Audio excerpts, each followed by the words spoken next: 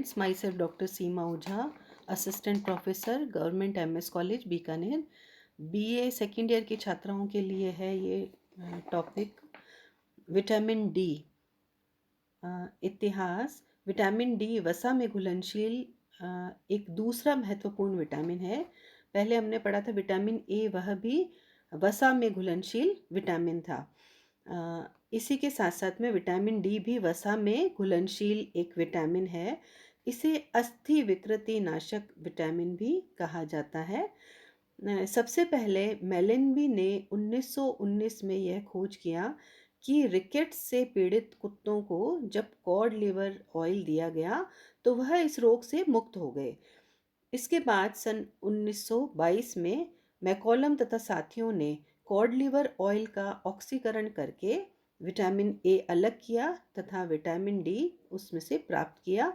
इन्होंने ही vitamin D की खोज की थी। विटामिन डी का रासायनिक संगठन, केमिकल संगठन एवं प्रकार, types of vitamin D. Rickets प्रतिरोधक पदार्थों या एंटी रिकेट सब्सटेंसेस तथा स्टेरॉइड यौगिक, इन दोनों को ही सम्मिलित रूप से विटामिन डी कहा जाता है। विटामिन डी मुख्यतः दो प्रकार का होता है। नंबर 1 विटामिन D2, यह पेड़ पौधों से प्राप्त होता है या उनमें पाया जाता है। इसे अर्गोस्टेरॉल या प्रोविटामिन भी कहते हैं। अर्गोस्टेरॉल पर सूर्य की पराबैंगनी किरणों की क्रिया से कैल्सीफेरॉल बनता है। फफूंदी एवं खमीर में यह विटामिन सर्वाधिक पाया जाता है। नंबर 2 विटामिन D3, इसे 7 डिहाइड्रो कोलेस्ट्रॉल भी कहते हैं। यह अधिकतर मछलियों के तेलों में पाया जाता है। मनुष्य की त्वचा के नीचे 7 डिहाइड्रो कोलेस्ट्रॉल उपस्थित होता है, जो कि सूर्य की पराबैंगनी किरणों के संपर्क में आकर विटामिन डी के रूप में परिवर्तित हो जाता है। अतः हम कहते हैं कि विटामिन डी प्राप्ति का एक स्रोत सूर्य की किरणें भी हैं। सूरज की किरणों में बैठने पर हमें हमारी बॉडी है विटामिन डी का सिंथेसिस कर लेती है। विटामिन डी की विशेषताएं। Characteristics of vitamin D.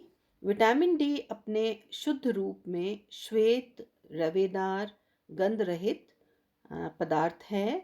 यह ताप, क्षार तथा ऑक्सीकरण के प्रति स्थिर होता है। इसके साथ ही साथ यह वसा तथा वसा घोलकों जैसे ईथर, बेंजीन, क्लोरोफॉर्म में घुलनशील परंतु जल में अघुलनशील होता है। Next we come to the point, vitamin D के कार्य या functions of vitamin D.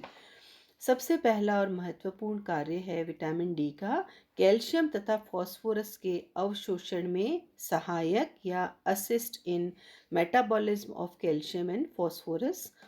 Vitamin D छोटी आंत में कैल्शियम तथा फास्फोरस के अवशोषण को नियंत्रित करता है। इसके अभाव में इन दोनों ही खनिज लवणों का अवशोषण नहीं हो पाता है।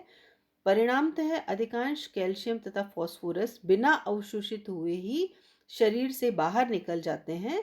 इस कारण अस्थियों तथा दांतों का विकास सही प्रकार से नहीं हो पाता है। नंबर 2 इम्पॉर्टेंट कार्य है विटामिन डी का अस्थियों के निर्माण में या फॉर्मेशन ऑफ बोन्स। कैल्शियम तथा फास्फोरस अस्थियों के निर्माण, वृद्धि एवं विकास के लिए भी अत्यंत आवश्यक है। आहार द्वारा जो हम कैल्शियम ग्रहण करते हैं, आहार में हमारे जो कैल्शियम पाया जाता है, वह कैल्शियम और फास्फोरस का अवशोषण विटामिन डी की उपस्थिति में ही होता है। विटामिन डी किडनी से फॉस्फेट को पुनः अवशोषित कर अस्थियों में कार्बनिक फास्फोरस को अकार्बनिक फॉस्फेट में बदल देता है। अस्थियों में वृद्धि, विकास तथा भरण पोषण के लिए ये सभी प्रक्रियाएं अत्यंत आवश्यक हैं। परंतु विटामिन डी के अभाव में, जब हम विटामिन डी हमारी डाइट में नहीं ले रहे हैं और साथ साथ में कैल्शियम ले रहे हैं, फिर भी अभाव में, विटामिन डी की अभाव में हड्डियों में कैल्शियम फॉस्फेट का जमाव ठीक प्रकार से नहीं हो पाता है, अतः अस्थियां कमजोर होने लगती हैं। शरीर में कैल्शियम तथा फास्फोरस के ठीक प्रकार से अवशोषण न होने के कारण बालकों में रिकेट्स तथा वयस्कों में ऑस्ट्रोमलेशिया हो जाता है। साथ ही इस विटामिन की कमी से रक्त प्लाज्मा में सिट्रिक एसिड की मात्रा वो है बहुत ही कम हो जाती है, अतः अस्थि निर्माण की प्रक्रिया है वह धीमी हो जाती है। शिशुओं में खोपड़ी की हड्डियां कमजोर हो जाती हैं तथा उन पर गड्ढे पड़ने लगते हैं। नंबर थर्ड वर्क है, फंक्शन है दांतों की कमजोरी को दूर करना और दांतों को मजबूत बनाना, for strength of teeth. Calcium दांतों के स्वास्थ्य के प्रति के लिए अत्यंत आवश्यक है। विटामिन डी दांतों के डेंटिन तथा एनामिल भाग में कैल्शियम फॉस्फेट के जमाव में मदद करता है, परंतु विटामिन डी के अभाव में कैल्शियम फॉस्फेट का जमाव नहीं हो पाता, अतः दांत कमजोर होकर टूटने लगते हैं। नेक्स्ट फंक्शन, विटामिन डी आंतों की श्लेष्मिक झिल्लियों को कैल्शियम तथा फास्फोरस युक्त लवणों के शोषण हेतु उपयोगी बनाता है। विटामिन डी की कमी से कैल्शियम के एब्जॉर्प्शन में कमी आ जाती है।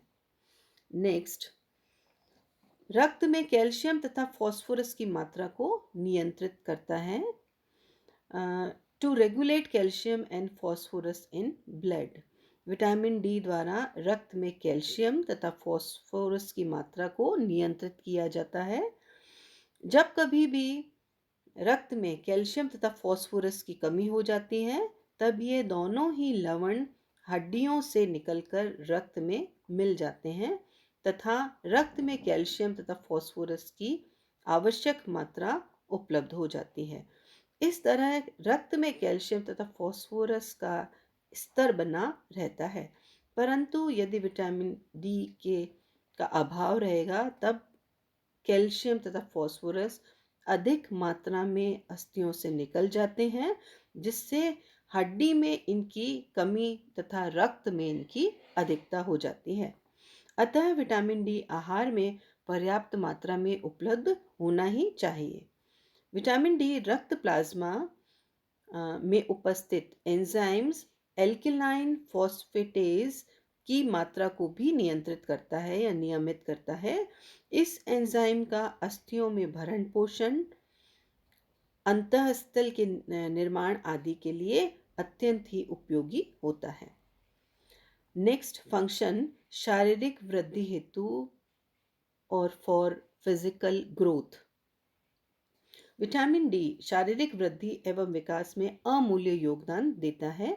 इसकी कमी से कैल्शियम एवं फास्फोरस सही ढंग से अवशोषित नहीं हो पाते, अतः शारीरिक वृद्धि रुक जाती है। नेक्स्ट फंक्शन, पैराथायराइड ग्रंथि का पर नियंत्रण, regulation of parathyroid glands. Vitamin D parathyroid ग्रंथियों से निकलने वाले हार्मोन्स को नियंत्रित एवं नियमित करता है। यह हार्मोन अस्थियों से कैल्शियम तथा फॉस्फेट को निकालकर रक्त में मिला देता है तथा अतिरिक्त फॉस्फेट को मूत्र द्वारा विसर्जित कर देता है। अतः रक्त में कैल्शियम के स्तर को सामान्य बनाए रखता है, या इसी की वजह से रक्त में कैल्शियम का स्तर सामान्य बना रहता है। अतः पैराथायराइड ग्रंथि का नियंत्रण भी एक आवश्यक कार्य है विटामिन डी का। विटामिन डी के अभाव में यह क्रिया संपन्न नहीं हो पाती है। नेक्स्ट फंक्शन, विटामिन डी छोटी आंत के म्यूकोसा में प्रोटीन के संश्लेषण क्रिया में भी सहायक होता है, जो कि स्मॉल इंटेस्टाइन में यह क्रिया होती है। ये थे विटामिन डी के कार्य, और इससे पहले हमने पढ़ा विटामिन डी का types and chemical composition and characteristics of vitamin D. Thanks.